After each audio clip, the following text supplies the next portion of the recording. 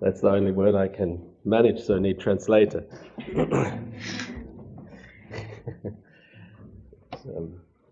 Well, this morning we want to look in our program at the topic of health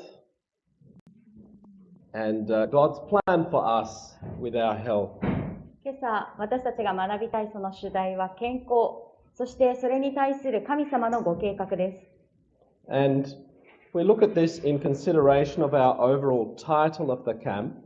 私たちのこのキャンプミーティング全体のそのタイトルを考えますと、At the border, what are we to be doing with our health, our life in how we live? この次の国への一歩手前にいる私たちが、この健康についてどのようにするべきであるのかを考えることになります。Now we know there are many aspects to this topic. この主題については多くの局面があります。And we are to be obeying all of the 8 laws of health. そして私たちはこの8つの法則についてあらゆる面からそれに従う必要があります。So we are to be following the right diet is one of them. 例えば正しい食事に従っているかどうか、それもその一つです。But also we need enough exercise, enough fresh air. また十分な運動、十分なその新鮮な空気、これらも必要です。We are to be temperate in all things. またあらゆることにおいて節制が必要です。And that means if something is bad, should we have it in temperance? その何か悪いものがあれば、そこに節制が働くべきですか？ Should we have temperance in coffee? コーヒー、節制すべきですか？ Temperance means we dispose of the coffee. 節制という意味は、コーヒーは捨てるということです。Why? Because it's harmful. なぜなら、それが害をなすからです。有害だからです。And it's interesting in the statement, Sister White puts it in the same category as meat. そして、それと同じカテゴリーの中には肉も入っています。So there are many things that we need to take in consideration with our overall health. ですから私たちはこの健康について全体的に全てを見る必要があります。And we should remember that whatever God gives to us, 私たちが覚えるべきなのは、それが何であっても神様がくださるものは、we should remember this text of Romans 12 verse 2. このローマ書12章の2節を覚える必要があります。ローマ12章の2節です。My apologies that we didn't have time to put this in the Japanese. この日本語にする時間がなかったんですけれども、あなた方はこの世と妥協してはならない。むしろ心を新たにすることによって作り変えられ、何が神の御胸であるか、何が善であって神に喜ばれ、かつ全きことであるかをわきまえ知るべきである。So God wants us to not be conformed to the ways of the world. 神様は私たちが世の方法に順応することを望んでおられません。But transformed by the renewing of our minds. そうではなく、私たちの思いが新たにされることを望んでおられます。So that we can prove what is God's good and acceptable and perfect will. ですから、それによって私たちが何が善であって、神に喜ばれ、かつ全きことであるかを知るようになるということです。So there's some things in the Bible when we read that we find that it is the imperfect will of God. 私たちが聖書を学びますと、神様の完全ではないその御胸が表されている時があります。It's what He allowed because man had a hard heart. つまり、神様は頑なな人の心のゆえにやむなく許されたということです。Just like He allowed Israel to have a king. 例えば、イスラエルが王を持つことを許されたのもそうでした。But it wasn't His original will. これは本来の神様のご意志ではありませんでした。God allowed divorce. あるいは離婚を許されました。But he says, I hate し divorce. かしこのお方は、私は離婚を憎むとおっしゃいます。It was given because of hard hearts. それが与えられたのは人の心の堅くなさのゆえでした。God allowed meat eating. また神様は肉食を許されました。But also it was because of hard heart to shorten the lifespan. それもまたこの堅くなな心のゆえ、なぜならその寿命を短くするためでした。So in all that we do with our health, we need to follow God's good and acceptable and perfect will. ですから私たちがこの健康の改革、健康の分野において神様の御胸に従おうと思えば、この何が善であって神に喜ばれ、かつ全きことであるかをわきまえ知る必要があります。Not to follow what God allowed because his people complained so much that he eventually wrote Leviticus 11. つまり、人々が反対するのでやむなく神様が記されたレビ記に戻るわけではないということです。So, to look here, God's thoughts toward us are good thoughts. 神様が私たちに対して抱いている思いは良い思いであるとエレミヤ29章の11節でおっしゃいます。God wants us to have peace in our life. 神様は私たちが生涯の中で平安を持つように願っておられます。So that we have an expected end. それによって望ましいその将来を、希望を得ることができるためです。God wants us, according to Peter, 1 Peter 1 verse 8, to have joy unspeakable and full of glory. そしてペテロ第一の中で神様がこの喜びと言い尽くせない栄光に満ちた、その満ち満ちた栄光を得るようにと話しています。And according to 3 John 1 verse 2, そしてヨハネ第3、2節には、愛する者よ、私はあなたがすべてのことに恵まれ、また健やかであるようにと願っているとあります。So God wants more than anything else for us to prosper and be in good health. ですから何よりも神様は私たちがすべてのことにおいて恵まれるように願っておられます。そして健やかであるように。So,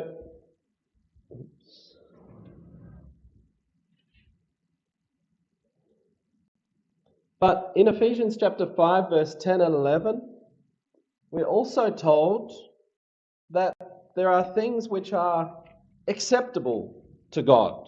そしてまた、エペソ5章の10節を見てみますと、そこには主に喜ばれるもの、つまり主が受け入れてくださるものがあります。So we need to look in all that we do, is what I'm doing acceptable? 私たちが何かをするとき、これは主に喜ばれるものであるのか、受け入れられるものであるのかを考える必要があります。Maybe I'm a vegetarian, もしかして、私はベジタリアンかもしれません。 but some things in my diet are still not acceptable.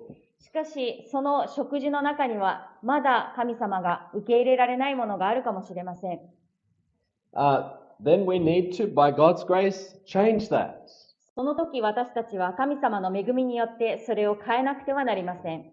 Maybe we're having too much refined foods. もしかすると私たちはあまりにも精白された食べ物を取りすぎているかもしれません。Too much sugar. 砂糖を取りすぎているかもしれません。Not enough raw foods. 十分に生の食物を取っていないかもしれません。Too much fried foods. あまりにも揚げ物を取りすぎているかもしれません。We need to do what's acceptable because God wants us to have healthy bodies. 神様が私たちに健康な体を望んでおられるので、私たちは神様が喜ばれること、受け入れられることをする必要があります。When I was in Philippines just a few weeks ago, 私が数週間前にフィリピンに行ったとき、one of the brothers who is a naturopath, natural doctor, この一人訪ねた人は自然治療者でした。he was bringing out a PowerPoint presentation そしてパワーポイントでこのプレゼンテーションを提示しました。and he was showing how diabetes is a big problem in the world. 今、この世界では糖尿病がどれほど大きな問題であるのかということを示していました。And he was saying, and it's very bad because we as reformers are getting diabetes too. そして私たちが改革者でありながら、私たちもまた糖尿病になっているということは非常に由々しき問題であると提示していました。And he was showing that if you eat 3 serves of white rice every day, もし私たちが1日3食白米を食べていますと、that your chance of diabetes goes up by 50%. 50% 糖尿病になる確率が増えるということでした。But if you have the same amount of brown rice, しかし同じ量の玄米を取るとき、it's reduced so much, like another 30% down. 30% その確率が減少するということでした。And so, of course, the same goes with other nations that are eating white bread.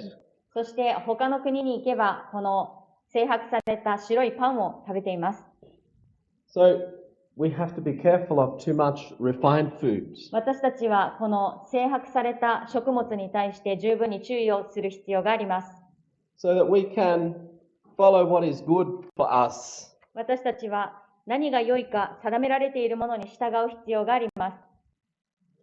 When we look at the diet of man, 私たちがこの人に与えられた食物を見るとき、in the beginning, God gave the herb-bearing seeds, 種を持つすべての草と、the fruit tree yielding seed, そして種のあるこの実を結ぶすべての木と、and that was to be man's meat こ or れが food.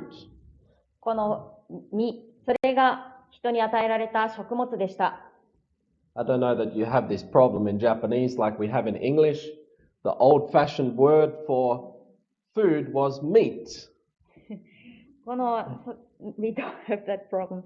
私たちには幸い問題がないんですけれども、ここにある食物というのが、その英語ではこの肉と同じ言葉になっています。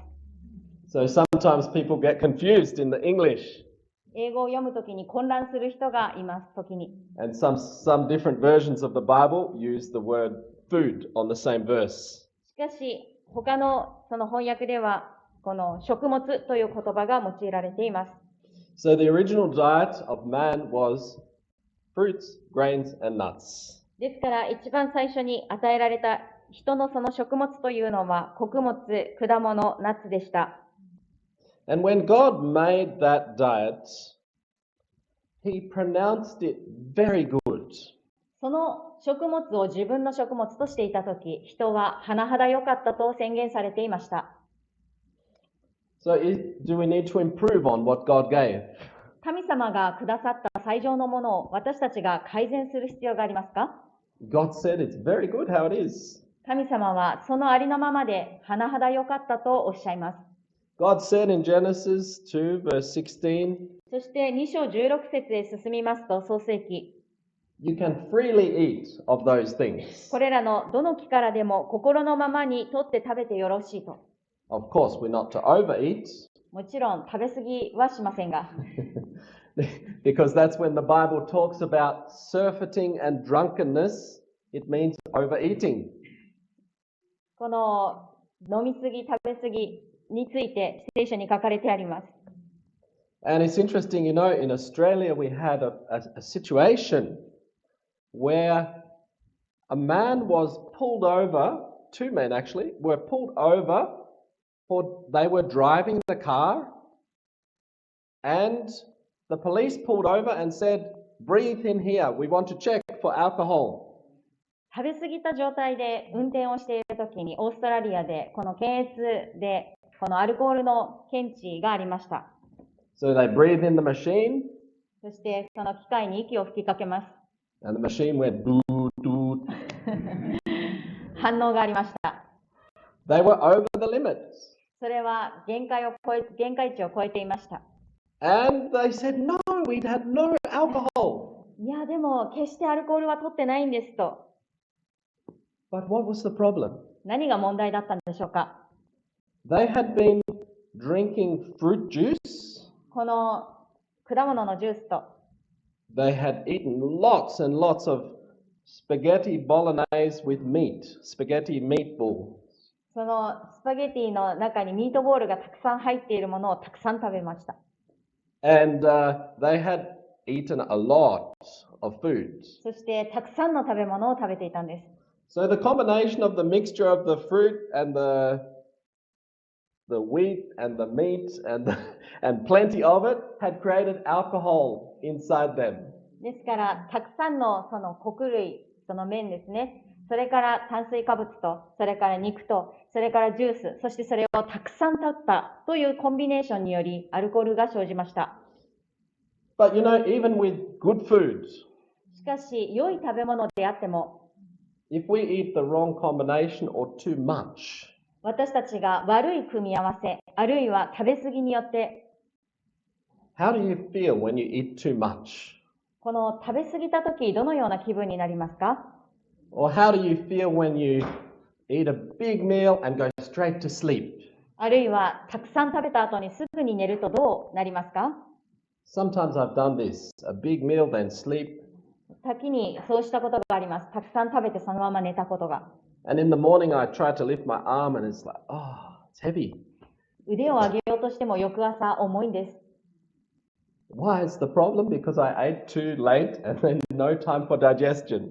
なぜなら、あまりにも遅い時間に食べて消化する時間なく休んだ。これが問題だったんです。So these are some things that we need to remember that can help us. 私たちが覚えるべきこと、私たちを助けてくれることがこれらのことです。So the spirit prophecy here says, in order to know what are the best food, 私たちがこの証の文を見ますと、最善の食事が何であろうかを知ろうと思えば、we must study God's original plan for man's diet. 神様が人の食事のためにもともと立ててくださった計画を知る必要が、研究する必要があります。He who created man and who understands his needs appointed to Adam his food. 人を創造し、またその人の必要を理解しておられる方がアダムの食事を決めてくださいました。So God understands our needs. 神様は私たちの必要を理解しておられます。And He gives us what's suitable for our needs. 私たちの必要に一番応えるものを与えてくださいました。Then why is it in Genesis 3 verse 17 and 18 that God added something to man's diet? それでは創世記の3章17節と18節でこれを新しく加えてくださったのはなぜでしょうか？ Why did God add this? なぜ神様はそれを加えてくださったのでしょうか？ You know, it's interesting when we look at these verses that man was put out of the Garden of Eden. この時、この人が聖書を見てみますと、エデンの外に出されています。He was to have to dig out the weeds.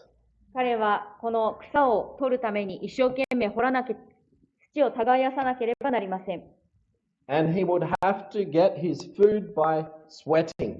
そして額に汗して食物を得なければなりません。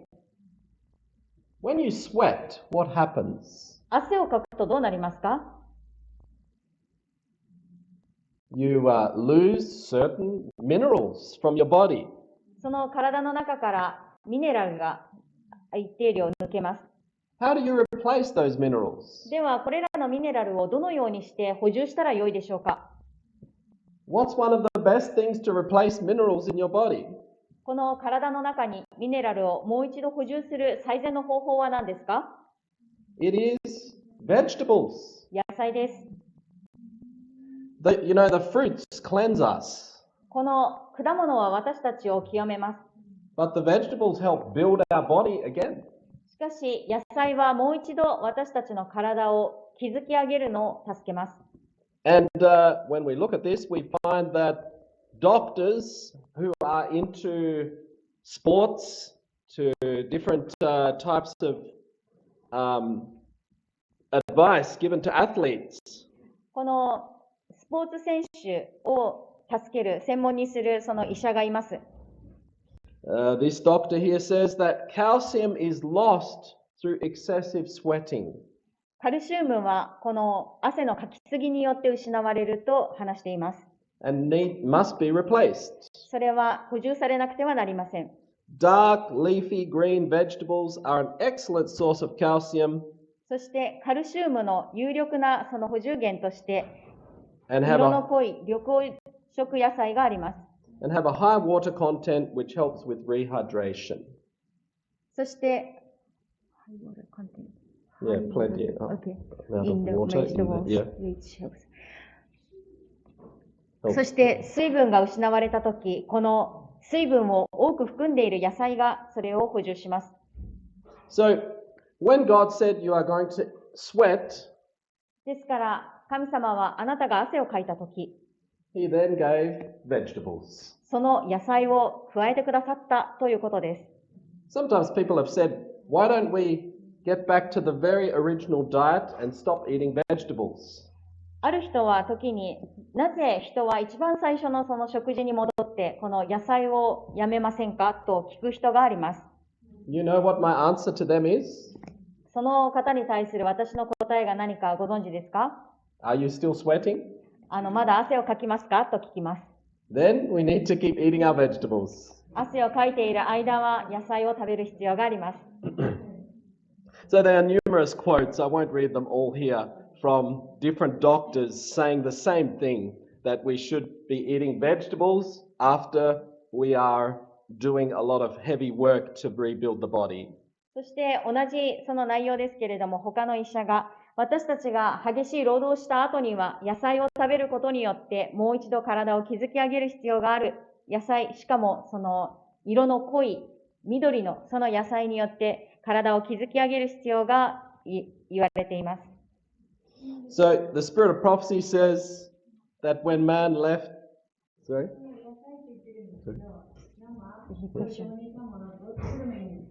When you say the vegetables, does it matter the raw or cooked? Well, if you eat it raw, then there's more goodness. 生のまま取るとその方がもっと効果的ですね。If we cook it, yes, there's still some goodness there, but not as much. 料理をしてもそこには良いものがありますが、その生ほどではありません。That's why it's good for us to get in the habit of having more raw. Many times we have too much cooked. ですから私たちが食事の中でこの生の割合を増やすことはもっと良いんです。私たちはあまりにも料理されたものを取りすぎています。Or we have a tiny bit of salad and everything else is carbohydrates. このほんのわずかなサラダだけを取って、他は全部この熱が加えられたものになっていることがあります。One brother who came to our church, 私たちの教会に来た一人の青年、兄弟が、and he saw what we are eating, 私たちが食べているものを見て、he said, "You are not vegetarians. あなたたちはベジタリアンではありませんと言いました。You're breaditarians." あなたたちはこのパン食者ですと。Why? Because you're eating everything, rice and bread and pasta and all these things, but where's your vegetables? 皆さんはこのパスタ、パン、ご飯、それをみんな食べていますが、あなたたちのその野菜はどこですかと。So this is a problem. Many times we are carbitarians. 私たちは多くの場合、炭水化物食者です。And we need to get away from the carbohydrate and have more vegetables. 私たちはこの炭水化物をもっと減らして野菜をもっと摂る必要があります。And more fruits as well. そして果物を多く摂る必要があります。So when we look, the Spirit of Prophecy says that when man left Eden, he got permission to eat the herb of the field. ですからこのエデンを去ってからこの人は野菜を食べるその許可を得ました。And God intended, it says here in Patriarchs and Prophets, that man, the race, should subsist wholly on the production of the earth. そして、Man should live wholly or totally upon the productions of the earth. この人は地の産物をこの全体的に食べる必要があるということが命じられました。When man was living on this diet of fruits, nuts, grains, and vegetables, 人がこの穀類、ナッツ、果物、そして野菜で食するとき、he lived an average, according to the Bible record, その今聖書にあるその寿命で生きていました。man lived an average of 912 years. そして930? 912. Okay. その平均寿命は912年でした。Over all these generations, これらのすべてのこの世代を見て、even including Enoch, who was going to heaven, エノクは途中で天に行きましたけれども、彼までも含めて、we look at the average age and it was 912. それを含めても、その平均寿命は912年だったんです。And if you had someone who was living 912 years, もし、if you lived in your house and you had a neighbor who lived 912 years, もし自分の家の中で912年生きてきた人が一緒にいるとしますと、but your neighbor was thinking bad things for 912 years, しかしその人が悪いことを912年間考えていたとしたら、if your neighbor's thoughts were evil continually for over 900 years, もし絶えずその心に思いはかることが912年間の間悪いことであったとしたら、would you want to live next door to that man? その人の隣人でありたいと思いますか？So God now in his mercy ですから神様は憐れみのうちに gives man something else to eat. 人に何かまた別の食べ物をお許しになりました。In Genesis 9 verse 3, he gives man the moving thing to be meat for him. そしてこの動く肉、そのものの食べ物をですね、創世記9章3節で神様はお与えになりました。Why did God do this? なぜ神様がそれをお与えになったのでしょうか？ It was to shorten the lifespan. 寿命を縮めるためでした。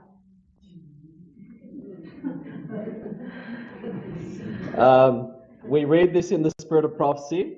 これを私たちは証の文で読むことができます。In manuscript, here this one, the second one.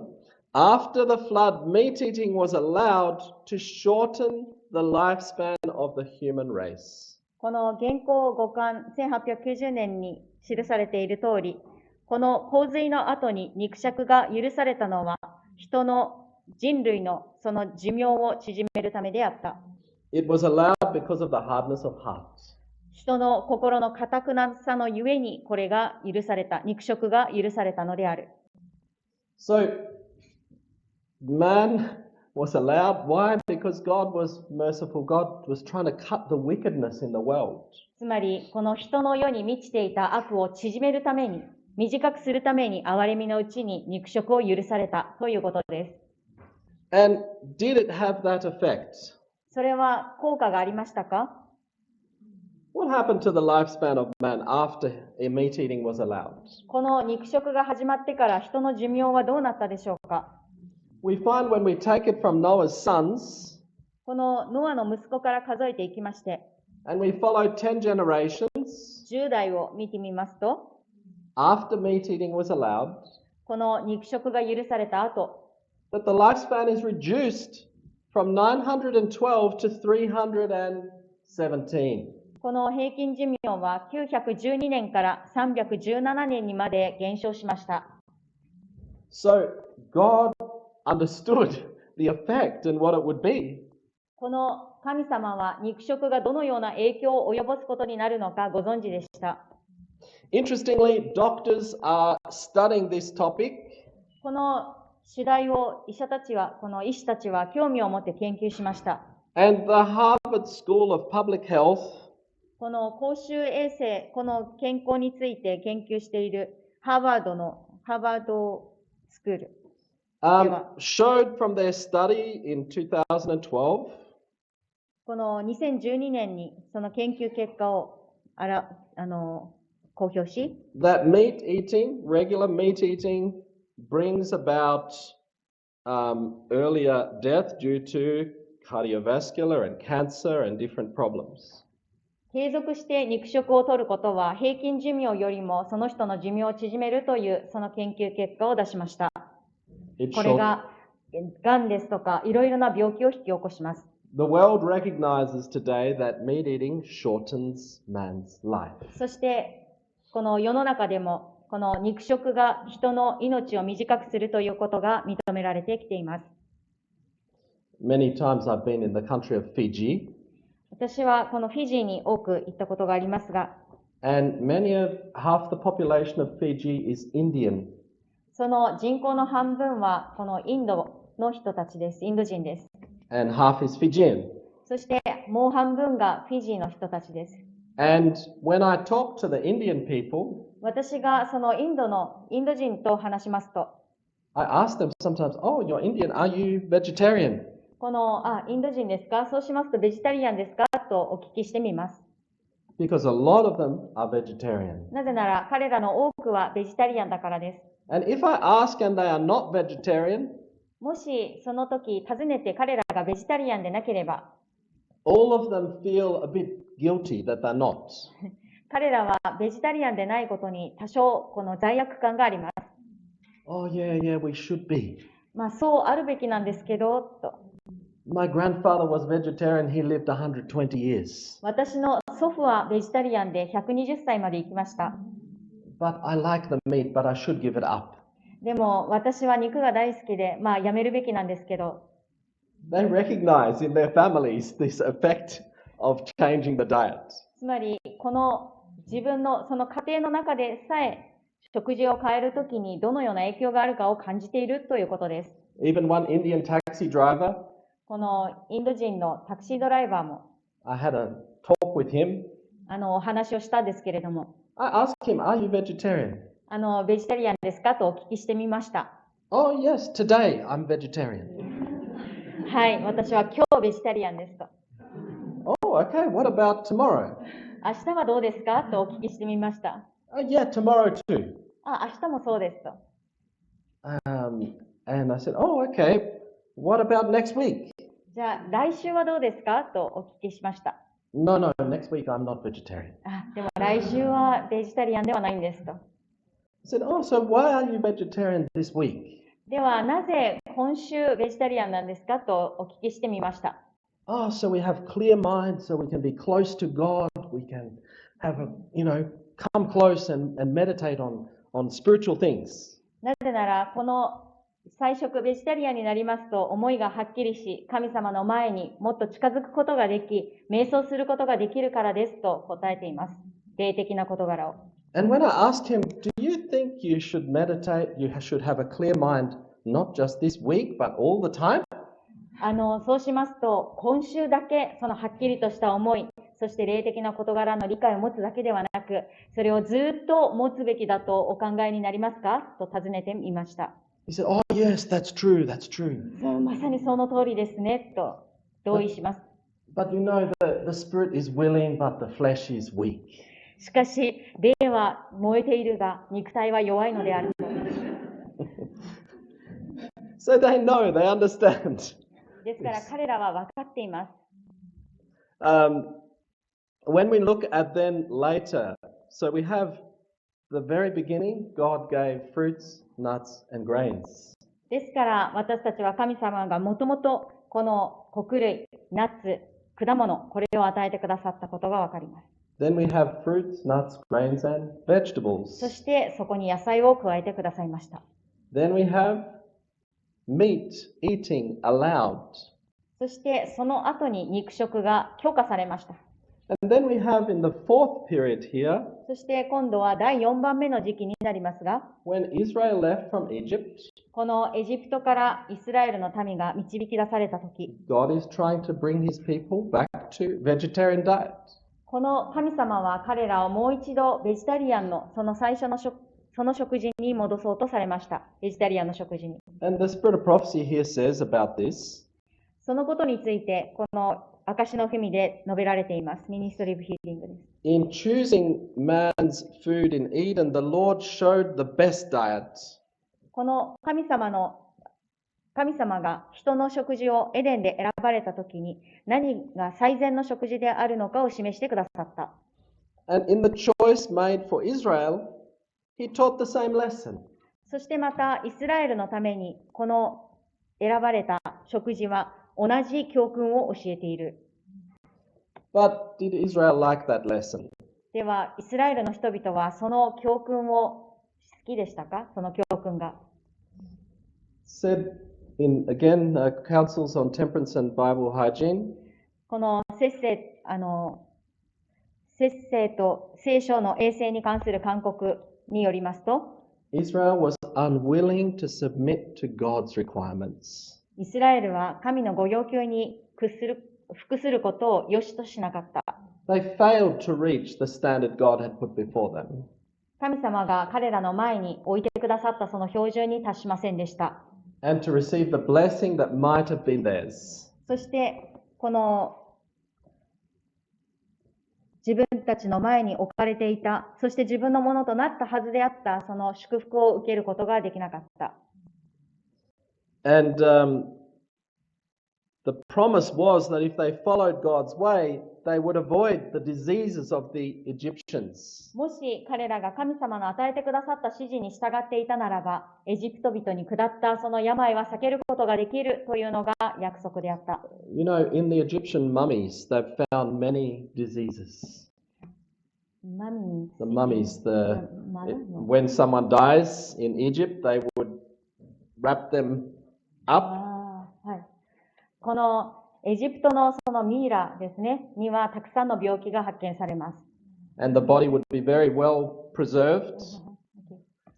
That's called a mummy, yes. Not like a mother, but so,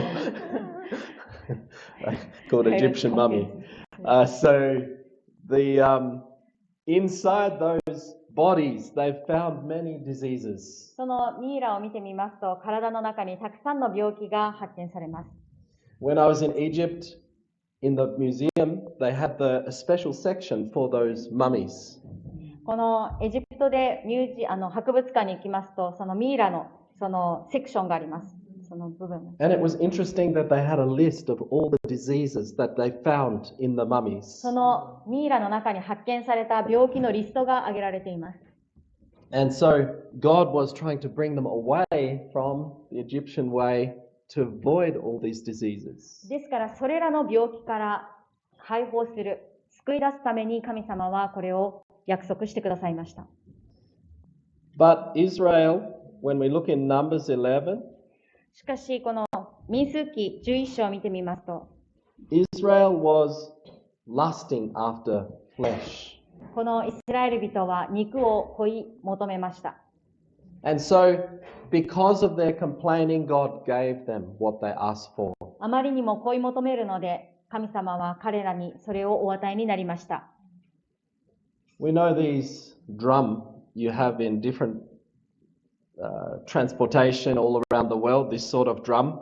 このようなドラム缶というか、For fuel, for oil, they have these drums. この燃料をいろいろなこのガソリンですとか石油とかそれを運ぶためのこのものですね。These drums are approximately 206 liters. およそ260リットルぐらいの206 or 210 liter. 206から210リットルぐらいのものが入ります。This gives us some perspective. そこに perspective? Yeah, perspective. Israel, when they were collecting the birds, collected 220 liters. Birds?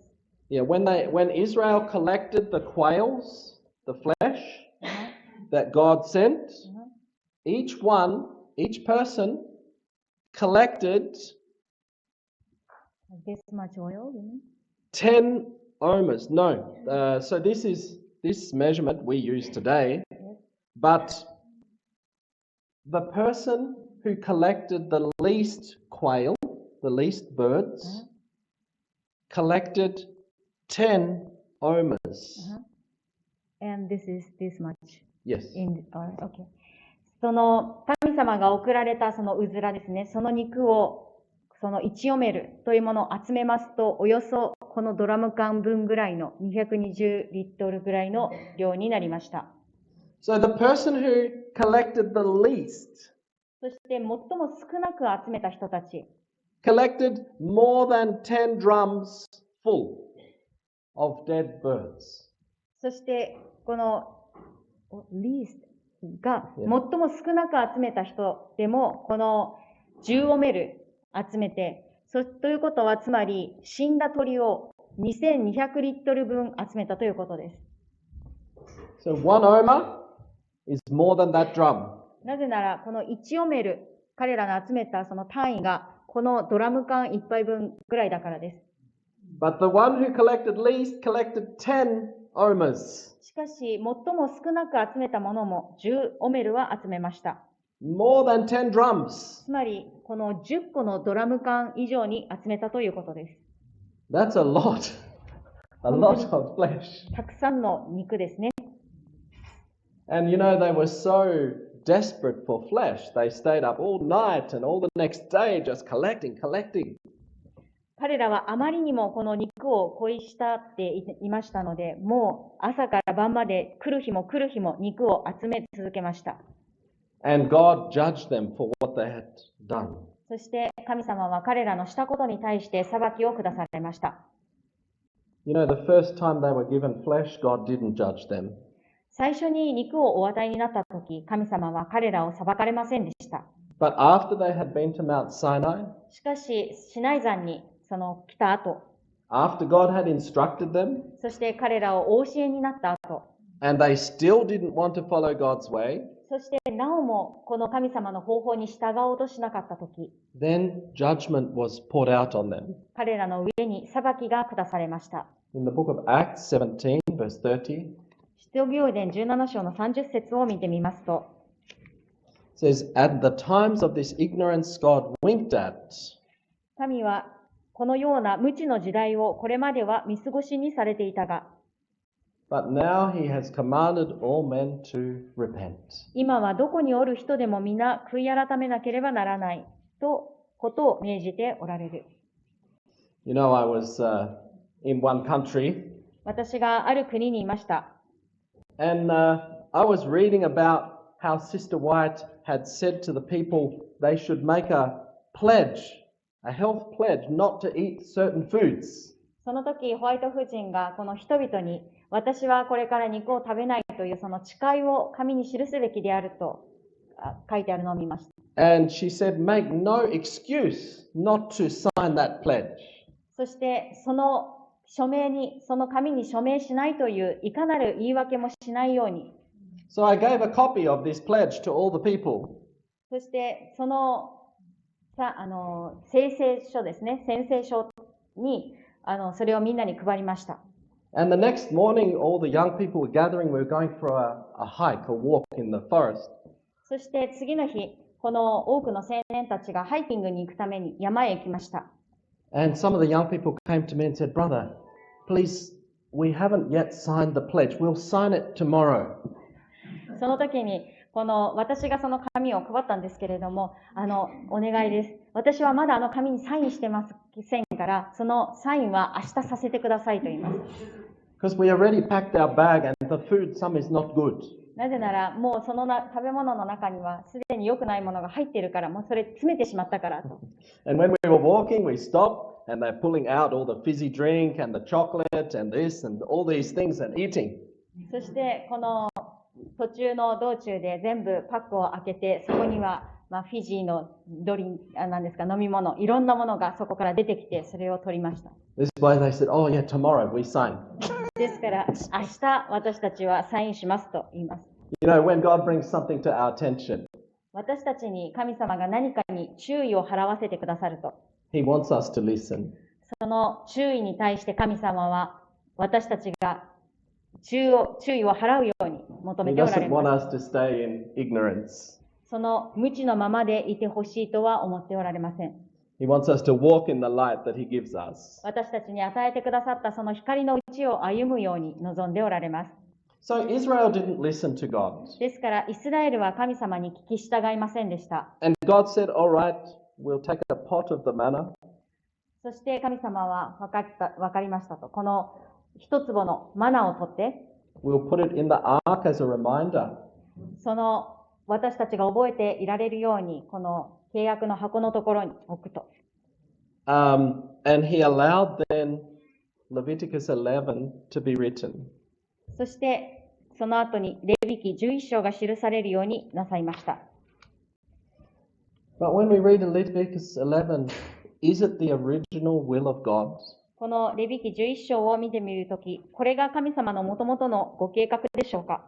ご意志でしょうか？ Is it Romans chapter 12 verse 2, the good and acceptable and perfect will of God? これは先ほど私たちが読んだローマ12章の2節のこの何が善であって神に喜ばれかつ全くことであると言われたその内容でしょうか？ Leviticus 11 is not the perfect will of God. このレビ記11章は完全な全く神の御胸ではありません。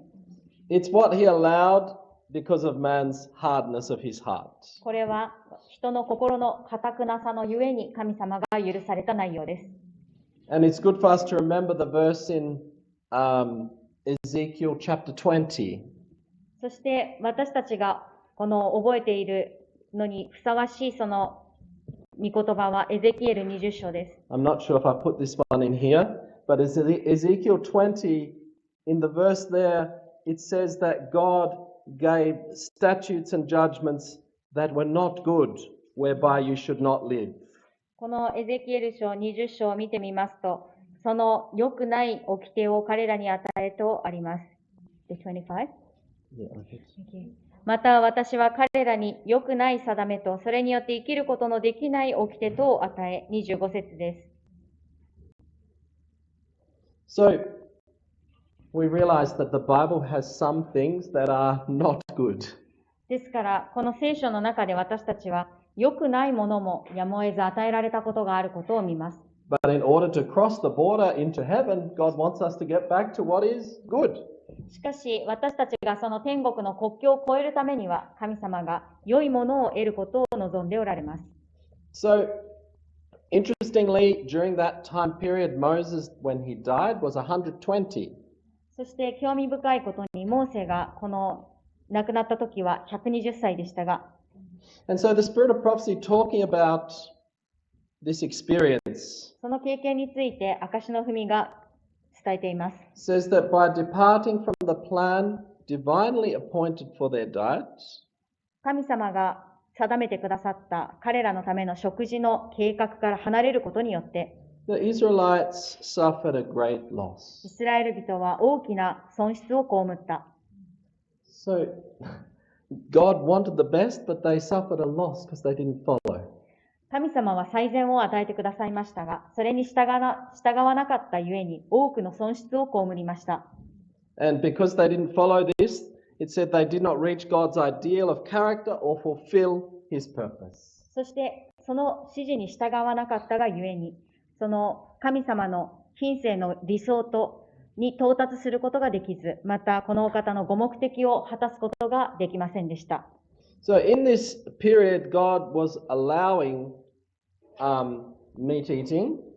この肉食を許されたその時に、And when there were some people who went on vegetarian diet for greater understanding, like the Indian taxi driver, しかしその間にももっと良い理解力を持って、先ほどのインド人のタクシードライバーのように、このベジタリアンになった人たち、それを続けていた人たちは、we realize Elijah エリア was eating bread, meat, and water, and finally ending up with bread, oil, and water, or bread and water.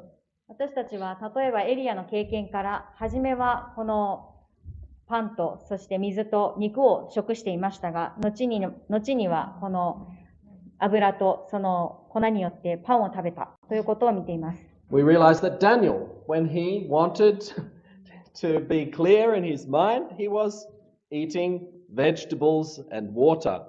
ダニエルもまた、この肉食が許されている時代にも、彼らはこの野菜とまた水とだけを食したということを見ています。よりはっきりとした理解力を持つことができました。We realize John the Baptist また、バプテスマのヨハネです。was eating a, Spirit of Prophecy says, a purely vegetable diet. このバプテスマのヨハネも、この証の文の中に、完全な純粋な菜食をしていたと記されています。Some people get a bit confused on this topic この点についてある人々は混乱しているケースがあります。because it says that John the Baptist ate locust. なぜならイナゴを食したと書いてあるからです。And interestingly, a locust, according to Leviticus 11, is a clean creature. しかし興味深いことに、このレビ記11章を見てみますと、このイナゴというのは清いものに入っています。So they could eat some grasshoppers. このイナゴを実際に食することができたということです。But Sister White says that his diet was vegetable kingdom. しかし、このホワイト夫人は、彼ら、このバプテスマのヨハネが食した、その食事は純粋な菜食であったと記しています。The historian Josephus この歴史家のこのジョセフィスという人は、speaking of John the Baptist, バプテスマのヨハネのことを語り、says, and every animal he abhorred as food. このあらゆる生き物は、この食物として忌み嫌われたと記しています。Every wrong he rebuked. そしてあらゆる悪が検斥された。And tree produce served him for use. そしてこの木から産出されたものがこの用いられたとあります。Josephus realized that John the Baptist was not eating grasshopper, but he was eating something from a tree. つまり歴史家であったこのジョセフィスという人は、このバプテスマのヨハネがイナゴを食べていたのではなく、木から産出された純粋な植物の食事をとっていたということを認識していたということです。And we realize this tree is very common in the area where John the Baptist lived. そして私たちが今この写真に見るように、このバプテスマのヨハネが生活していたその地域で、この木は非常にどこにでもある木でした。Which is the locust tree. これはこのイナゴ豆の木です。And you can eat the beans. その豆を食することができます。When I was a child in the area we lived, we had plenty of these growing. 私が子供の時にもこの近所にこの木がたくさんありました。And we used to climb the tree and eat. そして子供の頃よくその木に登ってこの実を食べていました。And eat the carob bean before it was processed. まだ加工する前のそのイナゴ豆をよく食べていました。So looking then at the last period, the period where mankind is just before the heavenly border.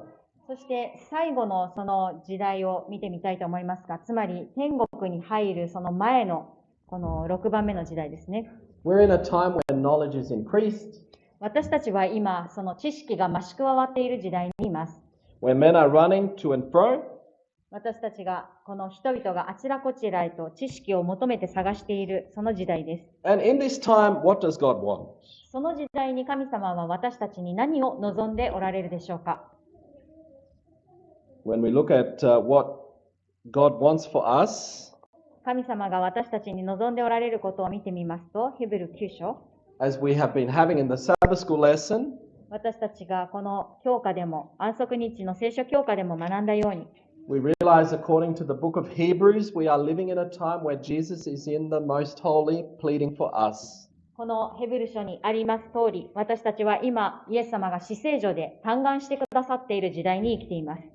And when the high priest in Israel was in the most holy place, そしてイスラエル人がその大祭司が至聖所に入っているその時には、they would fast on that day. その日に彼らは断食をしました。But can we fast from 1844 until Jesus comes? しかし私たちは1844年からイエス様が来られる時まで断食することができるでしょうか？ We can't stop eating food for that long. そんなに長く食べ物を断つわけにはいきません。 But we can fast like the fast of Daniel. しかし私たちはこのダニエルのように断食をすることはできます。 Where he put aside the flesh and the pleasant bread, and he ate fruits and vegetables. 彼はこの肉食やまたそれら以外の贅沢なその食べ物は置いて、野菜、そして水、そしてパンというその簡素な食事をしました。 We read in Isaiah 22, 私たちがイザヤ22章を見てみますと、 and we had this not long ago in our Sabbath school lessons. これはその最近の安息日学校聖書の教科の中にありました。 We realized that this time that's being spoken of here ここに記されているそのことは is in verse 22. 22節です。 You can read. Isaiah 22:22. 22章の22節です。私はまたダビデの家の鍵を彼の肩に置く。彼が開けば閉じるものはなく、彼が閉じれば開くものはない。 So what is referring to here ここに何が記されているでしょうか？ is in this time that the key of the house of David I'll lay on his shoulder. He shall open and none shall shut. He shall shut and none shall open.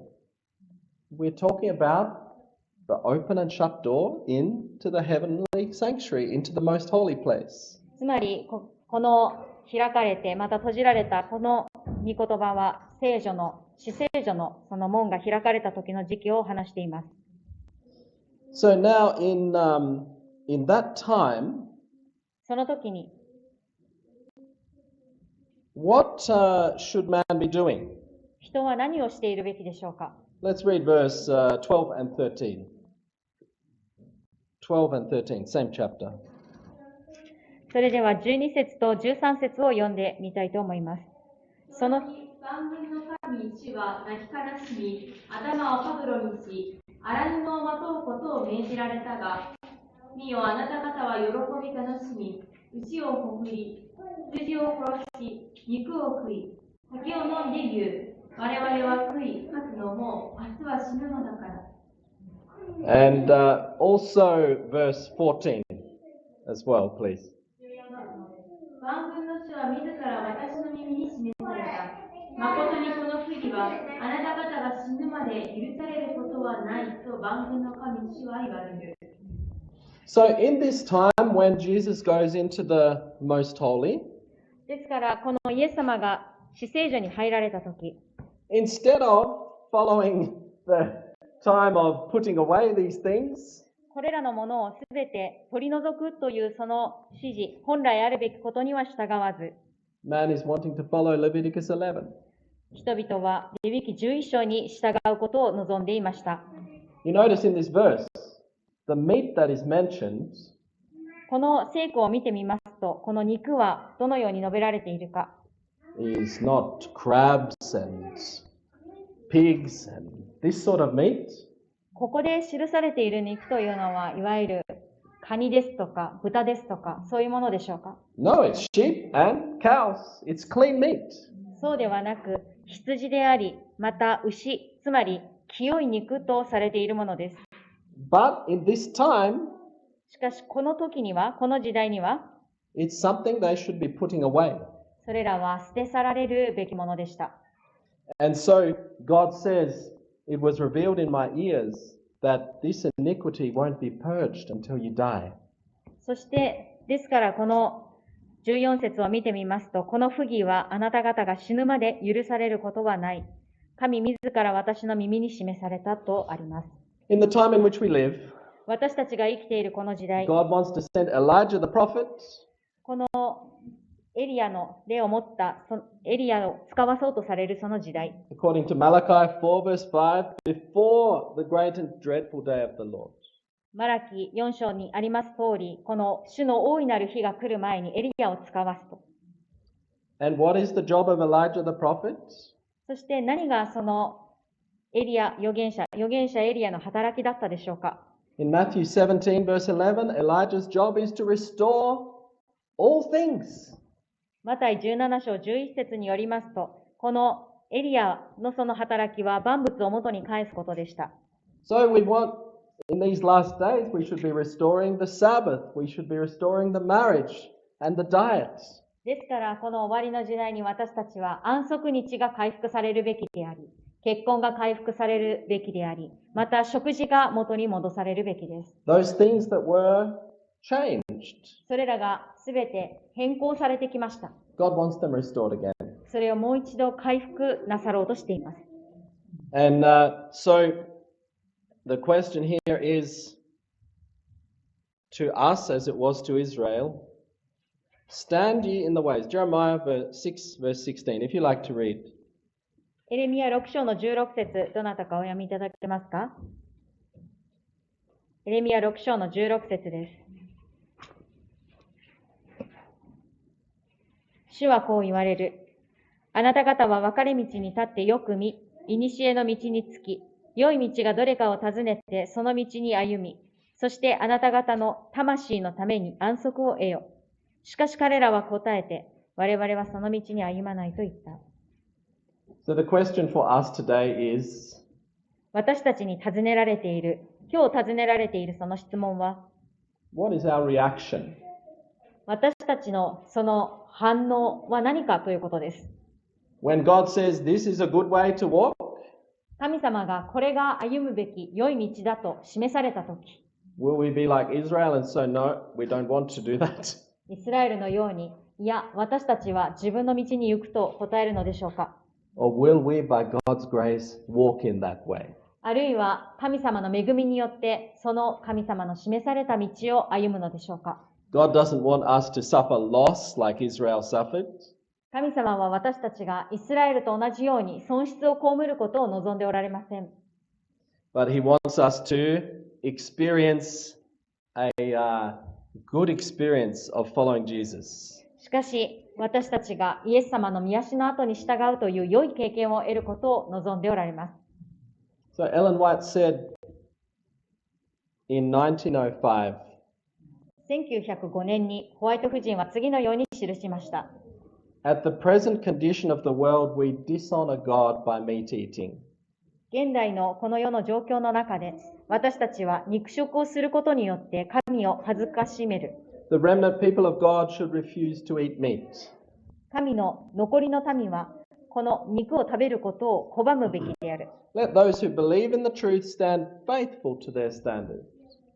この真理を信じる人たちは、自分たちの立ち位置に忠実であろう。Did Ellen White eat meat? ホワイト夫人は肉を食べたでしょうか？ Did she eat meat? 彼女は肉を食べましたか？ She did eat meat. 彼女は肉を食べていました。Did the Adventists eat meat? では、アドベンチストは肉を食べていましたか？ They ate meat, but God was trying to lead them step by step back to the original. 彼らは肉を食べていましたが、神様は一歩一歩元々のご計画に戻そうとしておられました。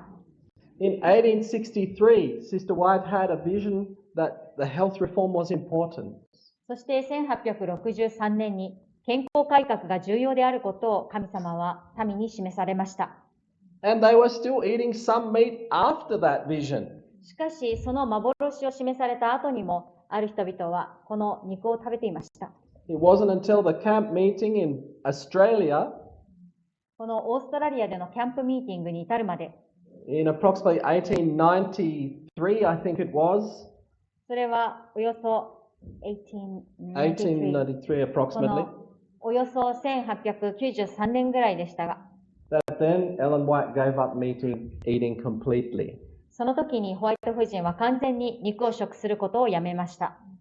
So it was step by step. 徐々に一歩一歩進んでいきました。Until finally she says, Now today, if we continue eating meat, what? We dishonor God. そしてついにこの彼女が、私たちは肉を食することによって神を恥ずかしめるのであると述べるところにまで至りました。She said it many times here. Again and again, I've been shown God is trying to lead us back step by step to His original design. そしてまた他の箇所には、何度も何度も私は神が一歩一歩私たちを元々の場所に導き帰ろうと、すなわちこのお方の元々のご計画に導き返そうとしておられるのを示された。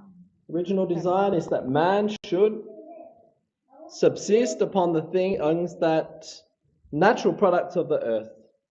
それは人が地の自然から産するその産物によって支えられるということである。I cannot think that we are in harmony with the light, I cannot think that in the practice of flesh eating we are in the harmony with the light which God has been pleased to give us. 私は神が私たちのために喜んでお与えになったその光と肉食を続けるというその習慣が調和しているとは考えることができない。So God is happy, God is pleased to give us this light. ですから神様はこの光を私たちに与えることを喜んでおられます。And by God's grace we need to come in harmony so we're ready for heaven. 私たちは神様の恵みによってこの光と調和し天に入るその準備ができていなければなりません。You know, it was very interesting. I went to a funeral in Australia. 興味深いのは私がオーストラリアでお葬式に行った時のことです。And the meeting was taken by a Protestant pastor. そしてその集会はプロテスタントの牧師によって執り行われていました。But this visitor who came to our church was a vegetarian. しかし私のその教会に来ていたそのお客さんであった人はベジタリアンでした。So the Protestant pastor was taking the funeral for him. そのプロテスタント教会のその牧師がその人のために式を執り行っていたんです。And he was saying, oh, I used to go out with this man who died. I used to go and we would eat pizza together. そしてこのお話の中で亡くなったその人と私はよくピザを食べに行きましたと話していました。And I would sit and I would enjoy my meat pizza. そして私が座っているとき、私はその肉のピザを楽しんで食べていましたが、And this one brother who died would eat his vegetarian pizza. 彼は自分のそのベジタリアンのピザを食べていましたと、この亡くなった人は。And he said, oh, maybe when we're in heaven together, we'll still be eating our pizzas. そしてもしかしたら私たちは天国に行った後もそれぞれ自分のピザを楽しんで食べるかもしれないと。He'll be eating his vegetarian one. 彼はベジタリアンのピザを食べて。And I'll be eating my meat. And he stopped. そして私はその肉のというところで言葉が止まりました。He said, no, I won't be eating that in heaven. 多分私は天国ではそれは食べないでしょうねと。You know, the Protestant pastor realized, in heaven, what is in heaven? このプロテスタントの牧師も気がつくんですね。天国はどういうところでしょうか？ Will we be killing animals in heaven? 天国で動物を殺しますか？ For our pizza or whatever we're going to eat? 私たちが何を食べるにしても、ピザにしても、God wants to restore all things. 神様は万物を元に戻したいと思っておられます。So let us remember that when we look at the Bible, ですから私たちが聖書を見てみますと、we realize that there are different times when meat eating was allowed. この様々なその時期において肉食が許されていた時があります。But in heaven, man will be planting vineyards and eating the fruit from the vineyard. しかし天国では人がブドウ畑を作り、そしてその実を食べるとあります。He'll be eating the fruit from the tree of life. そして命の木の実を食べるようになります。And in Isaiah 11 verse 9 it says, man, そしてイザヤ11章の9節を見てみますと、the inhabitants of heaven, そこでどのような住民が何をするか。they won't hurt. そこでは損なうことがない、傷つけることがないとあります。They won't destroy. 彼らは破壊することがありません。in all the holy mountain of God. その我が聖なる山においては、それがどこにおいても損なうことなく、破壊することがない、破ることがないと。So when we look at the history, 私たちがこの歴史を見てみますと、we realize that what we've gone through in this study これらを今、この聖書研究の中で見てきました。is clear that in Eden, the first period, まず、エデンが最初のその時代であり、man had fruits, nuts, and grains. その時、人は穀物、果物、そして喧嘩類を食事として持っていました。The second period, fruits, nuts, grains, and vegetables. そして第2段階、第2の時代では、そこに野菜が加わりました。穀類、Third period, はい。sorry. 穀類、ナッツ、果物、そして野菜です。そして第3番目に、In the third period, God was allowing meat eating to shorten man's life. そして人の寿命を縮めるためにそこで肉食が許されました。Because God didn't listen to that, because man didn't listen to God, なぜなら人が神様に聞き従わなかったので、then God allowed meat eating. 肉食を The 許され fourth た。 period. 肉食を許されたということです。In the fifth period, there were some people who were eating vegetarian diets. そしてこの4番目では、そのもう一度戻そうとしたにもかかわらず従わなかったので肉が許されましたけれども、5番目ではある人々はその But 指示に従 meat, いまし like た。 Daniel and his friends, but meat was still allowed. 肉食はまだ許可されている時代ではありましたが、ダニエルやそれ以外の人たちが神様の指示に従って生きていました。In the sixth period, when we're preparing to cross the border, そしてこの国境を越えようとするとき、私たちが天国に入るための準備としての時間、その時代が6番目です。God is trying to bring us back to the original. 神様はもともとのご計画に戻そうとしておられます。 And in the seventh period, そして7番目の時代に、 everything will be renewed back to the original. 新しくすべてのものが本来のそのすべてに回復されます。May God help us in this period now 今、私たちがいるその時代において、 that we might listen, not just with meat eating, but with anything that is not good for us, that we put it away. 私たちが神様の話してくださるその御声に聞き従うことができますように、単に肉食だけではなく、神様が悪いと言われるものはすべて取り除くことができますように。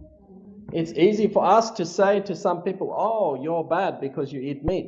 私たちにとって、あなたは肉を食べているから悪いと指さすことは簡単です。And we have our chocolate and our coffee and our fried foods. That's bad too.